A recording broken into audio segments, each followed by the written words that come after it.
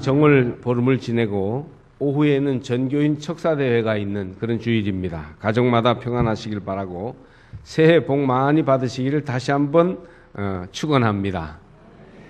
우리가 이 땅 위에서 복을 누리며 멋있게 행복하게 살 수 있는 그 이면에 어두운 면이 있어요. 그래서 하나님의 복이 우리에게 임하면서 동시에 우리의 복을 빼앗아가는 이 어두운 면을 우리가 잘 처리해야만이 1년 한 해가 복된 한 해가 될 것이며 우리의 일생이 하나님의 은혜와 축복이 가득한 삶이 될 수 있을 것입니다. 오늘 본문은 태초에 있었던 비극을 보여줍니다. 첫사람 아담과 그 아내 하와에게서 태어난 두 아들이 있었는데 바로 가인과 아벨이었습니다. 그런데 결국 형 가인이 동생 아벨을 죽이는 비극이 일어났습니다. 본문은 형이 동생을 죽이는 참극이 일어나기 바로 전 그 위험한 마음 상태를 살피시고 하나님이 가인에게 경고하시는 장면이에요. 범죄하기 직전에 하나님으로부터 말씀을 받는 그 장면이 특별히 오늘 7절 말씀에 나와 있습니다. 이런 일이 일어나다니 하나님의 인류 창조는 실패했을까요? 얼마나 부실하게 인간을 지으셨으면 이런 일이 일어난단 말입니까? 그러나 사실은 이것이 오고 오는 세대 모든 인간에게 우리 한 사람 한 사람에게 죄의 현실을 경고해 주시는 강력한 역사 교육이에요. 오늘 창세기 4장 말씀으로 제가 말씀을 전할 때에 이 문제에 대해서 여러분이 확실히 답을 얻으시기를 바랍니다. 사람에게는 죄 지을 욕망이 있어요. 죄 짓고 싶은 마음이 있습니다. 이상하게 사람에게는요, 죄 짓고 싶은 마음이 있어요. 이 마음이 행복과 즐거움 또는 자유를 가장하여 우리에게 다가오면 대부분의 사람들은 죄 짓고 싶은 욕망이 이끄는 대로 끌려가서 건강을 상하고 일상생활이 무너지며 가정이 파괴되는 뼈아픈 결과를 맞이합니다. 여러 가지 형태의 죄가 있는데 거기에 우리가 쏙 빠지게 된다는 것이에요. 죄 짓는 것의 자유나 즐거움은 그 대가가 너무 크고 파괴적일 때가 많습니다. 그러므로 우리는 죄 짓고 싶은 마음이 일어날 때 내가 망하는 길로 들어가는 입구에 있구나. 이걸 알고 경고를 받아 오늘 말씀이 가르쳐주는 대로 행하시기를 주의 이름으로 권면합니다. 7절 하반절 말씀을 한번 보시면 죄가 너를 원하나 너는 죄를 다스릴지니라 이 말씀이 있어요. 이게 아주 오늘 요절 말씀이에요. 죄가 너를 원하나. 그래서 제목을 요 말씀에서 땄습니다. 죄가 너를 원하나. 죄가 우리를 원하는 거예요. 그 말은 뒤집어 말하면 죄 지고 싶은 소원이 내 속에 있다는 거예요. 이걸 확 어떻게 해봐? 이런 막 폭력적인 마음, 원수 갖고 싶은 마음, 유혹에 빠지고 싶은 마음, 악습에 젖고 싶은 마음, 이런 마음이 우리 가운데 오는데 그러나 너는 죄를 다스려야 한다. 그래서 이전 번역은 이렇게 되어 있어요. 죄의 소원은 네게 있으나 너는 죄를 다스릴지니라. 죄의 소원이라는 말은 무슨 뜻입니까? 여기서 죄의 소원이란 죄를 짓고 싶은 마음을 말합니다. 지금 가인의 마음 속에는 죄 짓고 싶은 욕망이 있습니다. 죄를 짓고 싶어 해요. 동생을 죽이고 싶어 하죠. 그러나 하나님은 이것을 다스리라고 가인에게 명령하십니다. 가인은 인류 최초의 아들로서 이 죄를 다스려야만 했습니다. 그러나 그는 죄 짓고 싶은 마음을 절제하지 못했고 결국 돌이킬 수 없는 범죄자로 기록되었으며 축복의 반열에서 제외되고 말았습니다. 하나님은 가인에게 경고하십니다. 6절에서 7절 상반절인데 네가 분하여 하면 어찌 됨이며 안색이 변하면 어찌 됨이냐. 네가 선을 행하지 아니하면 죄가 문에 엎드려 있느니라. 지금 마음속에 분노가 있거나 위험한 욕망이 있습니다. 또는 잘못된 호기심이 계속 나를 유혹하고 있어요. 이런 마음속에 있는 요소는 죄짓게 할 기회를 찾고 있으며 그 기회가 주어지기만 하면 덤벼들어서 죄를 짓습니다. 마치 맹수가 길목을 지키고 먹이를 잡듯이 그렇게 죄가 우리 마음 문에 도사리고 있어서 노리고 있다는 겁니다. 우리 자아를. 이것은 가인 한 사람만의 문제가 아니에요. 아주 깊은 심리적인 문제인데 가만 보세요. 우리 마음에 맹수처럼 죄가 도사리고 있어서 기회만 있으면 나를 먹어버리려고 하지 않습니까? 누구나 죄의 소원을 마음속에 가지고 있어서 이것을 다스리지 못하면 죄 짓게 되고 잘못 살게 되며 엄청 후회할 일을 만들게 되는 겁니다. 왜 그렇게 하지 말라는 것은 하고 싶은지요? 인류가 아담 후예라서 그럴까요? 금지한 것은 더 먹고 싶고, 만지지 말라는 것은 더 만지고 싶고, 가지면 안 된다 그러면 더 가지고 싶습니다. 하지 말라는 일은 더 하고 싶으며, 기회만 있으면 죄 짓는 일에 동참하려는 호기심으로 가득한 것이 인간이지요. 나는 그런 거 잘 모르겠는데요. 그리고 아주 전혀 모르는 것처럼 저를 쳐다보지 마십시오. 우리 모두 얘기입니다, 이게. 아이들만 그렇습니까? 어른들도 그렇습니다. 남자들만 그렇습니까? 여자들도 그렇습니다. 가인은 특별한 사람이 아닙니다. 아담과 하와, 하나님이 지어주신 첫 가정의 큰아들이에요, 가인은. 아주 평범한 그런 사람이에요. 우리 모두 그런데 이 가인의 일면이 다 있습니다. 그래서 죄의 소원이 있습니다. 죄 지고 싶은 욕망이 우리에게도 있어요. 거듭난 사람, 교회 열심히 다니는 사람은 죄 지을 욕망이 없어집니까? 아니에요. 매주 죄 지고 싶은 마음이 우리에게도 일어납니다. 우리는 성자가 아니기 때문에, 천사가 아니기 때문에, 땅에 발붙이고 사는 한 가인처럼 우리도 화나면 말이죠, 때려주고 싶고, 예쁜 남자, 멋있는 남자, 예쁜 여자 보면 마음이 이상해지고, 다 그런 평범한 욕망을 가지고 있어요. 그런데 가인은 하나님에게서 아벨처럼 인정받지 못했어요. 그러자 시기심 때문에 분노가 치솟아서 동생을 해코지하려 합니다. 그래서 그 마음속에 동생을 때려 죽이고 싶은 무서운 마음이 생겼습니다. 시기심이라는 게 보통 사람들에게 보이는 아주 강한 감정이에요. 그렇게 악하지 않던 사람도 시기심에 불이 붙으면 굉장히 못된 행동을 할 수 있습니다. 그러니 여러분, 가인이 모두가 가질 수 있는 그런 감정을 가졌다고요.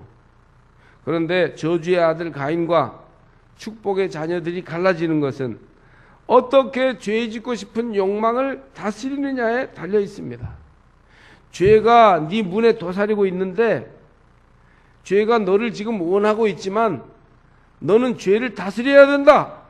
주님이 지금 가인의 마음 상태를 정확하게 보시고 가르쳐 주셨는데, 그 죄를 다스리려는 주님의 말씀대로 행하지 않았기 때문에 가인은 저주의 아들이 된 거예요. 그러니 여러분, 하나님께서 주신 축복을 지키려면 어떻게 하면 우리의 이 죄 짓고 싶은 마음을 잘 다스리느냐가 대단히 중요합니다. 본래 지음받은 거룩한 하나님의 형상을 잃지 않고 유지하려면 죄 지으려는 움직임을 막아야 됩니다. 한 번뿐인 우리 인생을 행복하고 바르게 살려면 매일 마음속에 일어나는 악한 죄의 소원을 다스리셔야 됩니다. 죄의 소원을 다스려서 실수하지 않고 범죄하지 않고 거룩하게 아름답게 사는 성도들이 되시길 바랍니다. 인간은요, 잘 살면 천사처럼 존귀해지지만 함부로 살면 짐승만도 못한 존재가 되는데, 인간이 천사처럼 고귀하게 사느냐 짐승보다 못하게 사느냐는 우리 속에 일어나는 죄의 욕망을 우리가 다스리느냐 다스리지 못하느냐에 달려 있어요. 오늘 지금 내가 죄의 욕망을 잘 다스리면 천사처럼 존귀하게 될 것이고, 오늘 지금 죄의 욕망에 번번이 굴복하여 실패하면 우린 짐승보다 못한 인간이 되고 말 것입니다. 그러면 여러분, 죄 짓고 싶은 욕망을 다스려서 참으로 건강하고 행복한 생활을 하려면 어떻게 해야 될까요? 첫 번째로는 하나님 앞에 나아가야 합니다. 한번 따라해 보실까요? 하나님 앞에 나아가야 한다. 사람들은 하나님 앞에 나아가는 것을 가장 무기력한 방법으로 여깁니다. 이것저것 해보다가 다 안 되면 에이, 하나님한테나 가보지 뭐, 이런 마음을 먹는 겁니다. 그러나 그렇지 않아요. 마음을 바꿀 수 있는 분은 하나님밖에 없습니다. 하나님 앞에서 나아가 우리의 마음을 바꾸는 것, 이것이 우리가 할 수 있는 가장 적극적인 해결 방법이며 유일한 방법입니다. 내 마음을 하나님 앞에서 바꾸는 것, 이것이 집을 바꾸고 직장을 바꾸고 학교를 옮기고 가구를 바꾸고 심지어 남편이나 아내를 바꾸는 것보다 더 중요해요. 조금만 뭐 어떻게 하면 자꾸 바깥 것을 바꾸려고 하는데, 중요한 것은요, 내 마음을 바꿔야 돼요. 이 마음 속에서 모든 일이 시작됩니다. 그러므로 마음을 바꾸려면 하나님 앞에 나가야 합니다. 안양에서 목회하는 제가 잘 아는 선배 목사님이 있는데, 감리교 목사님인데 어려서 고생을 많이 했어요. 청소년 시절에는 안 해본 것이 없을 정도였다고요. 뭐 신문 발이 무슨 배달 이런 거 다 해봤어요. 그러다가 17살에 서울에 올라와서 혼자 살면서 힘들 때마다 그 어려움을 이기고 나갔는데 여러 번 넘어질 뻔하였다고 합니다. 그분이 자기를 지키지 못하고 넘어졌더라면 거리의 불황자가 되거나 깡패무리에 섞였을 것입니다. 그런데 그때마다 성전을 찾아가 밤을 새워 기도하며 하나님의 사랑으로 역경을 극복했습니다. 하나님 앞에 나갈 때 마음을 다스릴 수가 있었어요. 하나님 앞에 나갈 때 죄를 이길 수 있었어요. 이 젊은이가 도저히 자기를 지킬 수 있는 힘이 없었지만, 그러나 하나님께 나아가고 또 나아갈 때마다 하나님께서 그로 하여금 죄를 이기고 바른 길을 걷도록 인도하여 주셨습니다. 죄 짓고 싶은 마음이 일어날 때, 인생의 고비를 맞이할 때 하나님 앞에 나아가십시오. 절체절명의 위기를 만났을 때, 그때가 바로 하나님께 나아갈 때입니다. 기도로 나아가세요. 정성과 믿음을 기울이는 예배로 나가시기를 바랍니다. 모든 것이 달라질 것입니다. 하나님 앞에서 내 마음이 고침을 받고 내 마음이 위로를 얻고 새 힘을 얻고 어떻게 살아야 하는지, 무엇을 해야 하는지, 어디로 가야 하는지를 발견하게 될 때, 내 마음이 바뀌게 되면 모든 것이 달라지게 되는 것이에요. 보통 우리는 환경 탓이에요, 당신 탓이에요, 너 때문이에요, 돈 때문에 이렇게 말했는데, 하나님 앞에 나와서 마음이 바뀌고 보니까 세상이 달라져서 이렇게 새롭게 바르게 사는 길이 있구나 하는 것을 만나게 되는 것입니다. 내가 조금만 바뀌면, 내가 조금만 마음을 넓게 쓰면 별 문제가 아닌 것을 알게 돼요. 내가 이 문제 스스로를 잘 관리만 하면 얼마든지 헤쳐나갈 수 있는 기회가 내게 많은 것을 깨닫게 되는 것입니다. 그러므로 죄 지을 욕망이 일어나려고 할 때, 우리 인생이 어찌 해볼 수 없는 문제를 만나게 될 때 하나님 앞에 나가시기를 주님의 이름으로 권면합니다. 죄 짓고 싶은 욕망을 다스려서 후회 없이 살 수 있으려면 어떻게 해야 될까요? 둘째로 말씀드릴 것은 선행을 해야 합니다. 오늘 본문 말씀이에요. 네가 선을 행하면 어찌 낯을 들지 못하겠느냐. 지금 가인은 하나님께 비춰서 똑바로 쳐다보지도 않습니다. 낯을 들지 않고 눈을 내리깔고 있어요. 하나님, 이러실 수가 있습니까? 내가 아벨보다 못한 게 무엇이며 내 제사를 왜 아벨의 제사와는 차별하여 받으십니까? 아벨은 점점 잘 되는 길에 있고 나는 왜 점점 어려운 길에 있게 하십니까? 이런 마음이 가인에게 있었어요. 원망과 분노의 감정이 가득해서 건드리만 하면 한 대 칠 정도로 죄 지을 마음이 가득하게 된 것이에요. 이에 대하여 하나님은 선을 행하라고 말씀하십니다. 이 말씀은 무슨 뜻일까요? 컵에 무엇인가가 담겨 있으면요, 거기 다른 것을 담을 수가 없어요. 컵에 물이 담겨 있으면 밥을 담을 수가 없죠. 컵에 국이 담겨 있으면 주스를 담을 수 없어요. 뭔가 담겨 있으면 다른 것을 거기에 담을 수 없습니다. 이처럼 우리 인격의 그릇에는 무엇인가가 담겨야 해요. 가능하면 좋은 것을 인격에 담으시길 바랍니다. 그 좋은 게 뭡니까? 선행이에요, 선. 우리 인격의 그릇에 선을 담으시기를 주의 이름으로 축복합니다. 악한 것들을, 잡다한 것들을 막 집어넣으면 더러워지지만 선을 미리 담아 놓으면 악이 들어갈 틈이 없게 되는 거예요. 그러니까 여러분, 아무것도 담기지 않은 채 우리 인격을 멍하니 비워놓고 자윤회 내 하고 싶은 대로 하나 하면서 내 인격의 그릇에 아무것도 담아놓지 있지 않으면 틀림없이 죄가 담기게 됩니다. 방향 없는 마음, 선한 의지가 없는 생활에는 필연적으로 악이 들어오게 됩니다. 우리가 선한 목적을 가지고 믿음으로 또는 좋은 내 삶의 미래에 대한 비전을 가지고 그리고 목적의식 있게 뭔가 내 삶에 자꾸 채워나가면 죄가 들어올 새가 없게 되지만 이것도 저것도 아니고 되는 대로 살아보자 하는 이 텅 빈 멍한 마음 속에는 선한 의지가 없으면 그 속에 악이 담기는 것이에요. 선행은 이미 거룩한 마음과 인격을 가진 사람들이 그 결과로 행하는 것이기도 하지만 죄의 욕망이 가득한 생활 속에서 자기를 지키고 거룩한 생활을 해보려고 하는 사람이 의도적으로 자기 마음에 채우는 일이기도 한 것입니다. 선을 행하라는 말씀은 건전한 일을 하라는 뜻도 됩니다. 여러분 주일 예배를 드리고 오늘 집에 가시거든 이번 한 주 동안 무슨 건전한 일을 할까? 선한 일을 할까? 계획을 세워보시기를 바랍니다. 우리가 그런 선한 목적의식 없이 되는 대로 사니까 죄악이 자꾸 들어오고 악습이 들어오고 못된 것이 들어오는 거예요. 그리스도인은 취미도 즐기는 것도 건전해야 돼요. 우리가 건전한 취미, 건전한 즐거움을 가지지 않으면 틀림없이 죄된 취미, 나쁜 습관들이 들어오기 때문입니다. 죄를 이기기 위해서는 여러분의 인격과 시간에 선을 담으시기를 바랍니다. 주로 운동이나 건전한 취미 활동이 죄를 다스리는 데 큰 도움이 됩니다. 제가 삼척 시내에 어쩌다 아내와 산보를 하다 보면 우리 교인들을 한두 명 꼭 보게 되는데 너무 훌륭한 분들이에요. 기도하는 분들 다음으로 훌륭한 분들이 운동하는 분들이에요. 그것이 죄를 이기는 데 큰 도움이 되는 겁니다.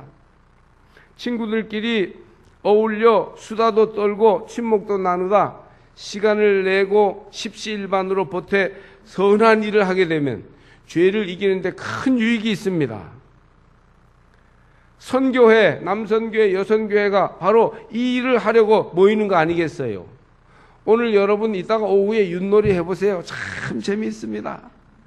그래서 어떤 속초의 어떤 교회는요 할아버지 할머니들이 많이 나오는 교회인데 1년 365일 성경 가방에 윷 넣고 다니는 교인들도 있어요. 그래서 한여름에도요 윷치자 하면 윷을 치는데 그렇게 재밌대요. 그렇게 이렇게 교인들끼리 모여서 건전하게 즐거워하면 죄 지을 겨를이 없는 거예요. 남자들 술 먹고 뭐 이렇게 막 늘어져서 딴짓하고 싶은 마음이 안 생기는 거예요. 미국 샌프란시스코의 로스알데 힐이라는 작은 마을에 우편 집배원이 한 사람이 있었는데 요한이라고 했답니다. 요한이라고 하는 집배원입니다. 젊어서 처음 집배원이 되었을 때 그가 다니는 길은 무려 50마일이 넘는 아주 먼 길이었어요. 매일 거기를 자전거를 타고 다녀야 되는데 게다가 길이 포장되지 않아서 뿌연 먼지가 일어나는 그런 길이었습니다. 이 길을 평생 동안 매일 다니며 편지를 배달하고 박봉을 받는다 생각하니 그는 절망에 빠지게 됐습니다. 그러던 어느 날 그는 이왕 이 일을 한다면 의미 있는 선행을 하리라 그렇게 다짐합니다. 그래서 봄이 되어 꽃씨를 사가지고 자신의 가는 길에 뿌리고 다니기 시작했습니다. 어떻게 됐을까요? 여름이 되자 그가 뿌린 꽃씨에서 싹이 나고 잎이 나서 아름다운 꽃이 피었죠. 그러나 우편 집배원 한 사람이 50마일이나 되는 엄청난 길에 꽃씨를 뿌리면 얼마나 뿌리겠어요? 그저 꽃이 있는 둥 없는 둥 조금 꽃이 났겠죠. 그런데도 그 요한은 자신을 환영하는 것 같은 꽃을 보면서 기쁨으로 가득 차기 시작했습니다. 그래서 그 다음 해에는 꽃에서 난 씨를 거두어서 더 많이 씨를 뿌렸어요. 그가 다니는 50마일의 길에는 수많은 꽃들이 피어난 꽃길이 되었습니다. 마을 사람들은 그 긴 거리에 꽃이 피기 시작하는 것을 보면서 그렇게 우편 배달하는 수채화 같이 아름다운 요한의 모습을 보다가 자기들도 주머니에 꽃씨를 넣어가지고 다니며 뿌리기 시작했어요. 그래서 샌프란시스코 로스알데 힐은 꽃길이 가득 차 있는 아주 명물 지역이 되고 말았습니다. 수년 후에 이 지역이 아름다운 꽃동네가 돼서 사람들이 구경 오는 그런 동네가 되었다고 합니다. 여러분 이렇게 따분하고 먼지나는 정말 너무너무 피곤하고 절망을 느끼게 하는 일터를 선행의 꽃씨를 뿌리니까 꽃동네로 만드는 멋진 결과가 생기지 않습니까? 죄 지을 욕망이 일어날 때, 하나님께 불평이 생길 때, 사탄이 자꾸 역사해서 여러분의 인생을 망가뜨리려고 할 때 친구들과 어울려서 건전한 일, 이름 없이 빚도 없이 하는 선행을 시작하시기를 바랍니다. 그러면 내리깔고 외면했던 고개를 들어 주님을 바라볼 수 있게 될 것입니다. 건전한 취미생활과 이웃에게 행하는 착한 일들이 여러분 주위에 꽃길을 만들고 꽃마을을 만들게 될 것이고, 결국은 그 선행이 바로 여러분을 지켜주어 죄짓지 않고 아름답고 향기롭게 사는 멋있는 인생으로 바꾸어 주게 될 것입니다. 죄짓고 싶은 욕망을 다스려서 거룩한 생활을 하려면 또 어떻게 해야 됩니까? 셋째로 말씀을 붙들어야 합니다. 여러분, 말씀을 붙들어야 해요. 하나님의 말씀은 맹수처럼 죄가 문에 도사리고 있으니 너는 죄의 소원을 다스려야 한다는 것이었습니다. 지금 가인에게 죄가 문에 엎드려 있으니 죄가 너를 원하나 너는 죄를 다스릴지니라, 분명하게 확실하게 가인의 마음 상태를 살피시고 깨우치시는 겁니다. 말씀대로 굳게 붙들고 가인이 죄의 소원을 다스렸다면 얼마나 그것이 그에게 복이 되었을까요? 그러나 가인은 그렇게 하지 못하였고 이 치명적인 실수가 가인을 불행에 빠뜨렸어요. 그때 가인이 마음을 고쳐먹고 동생에게 어떻게 해코지 해보려는 마음을 막았더라면 그는 하나님이 주신 에덴 동산 바깥의 어귀에서 더 멋있는 삶을 그래도 살 수 있는 기회를 가졌을 것입니다. 이 말씀은 우리 모두에게 강력한 경고와 교훈이 됩니다. 복 있는 사람은 악인들의 꾀를 따르지 아니하며 죄인들의 길에 서지 아니하며 오만한 자들의 자리에 앉지 아니하고 오직 여호와의 율법을 즐거워하여 그의 율법을 주야로 묵상하는도다.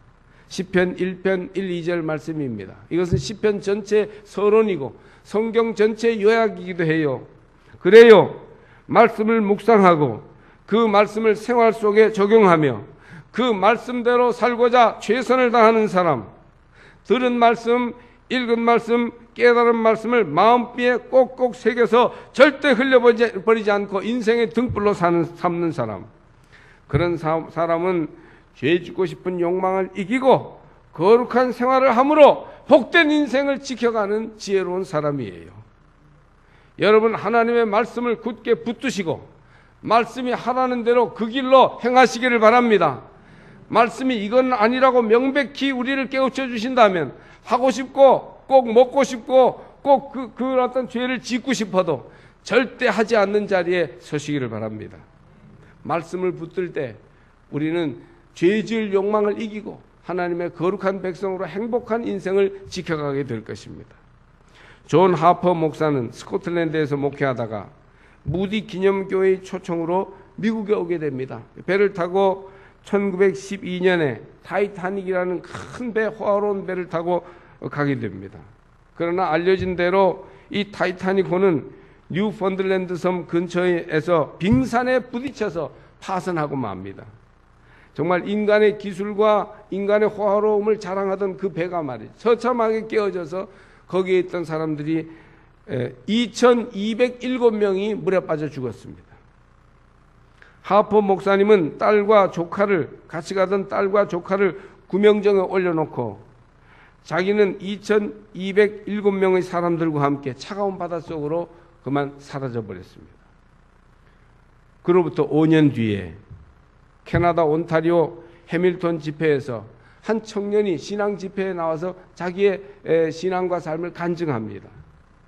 그런데 이 사람은 바로 타이타닉호에서 구사일생으로 살아난 사람인데, 이 청년의 얘기를 들어보니까 하퍼 목사님과 함께 널빤지를 붙들고 있다가 마지막으로 구조된 사람이었어요. 그 목사님이 이제 파손한 배에서 겨우겨우 이제 차가운 바다로 빠져가지고 지금 죽느냐 사느냐 하는 그런 상황에서 이 젊은이에게 얘기합니다. 젊은이, 당신은 예수를 믿습니까? 그래서 이 청년이 지금 물속에서 빠져 죽으려고 그러면서 아니요 그랬더니 예수를 믿으십시오. 그러면 소망을 가질 수 있습니다 하시더랍니다. 그런 이 하포 목사님이 요한복음 3장 16절을 암송해 주시더니 갑자기 힘을 잃고 깊은 바다로 스르르 빠져서 돌아가셨다는 겁니다.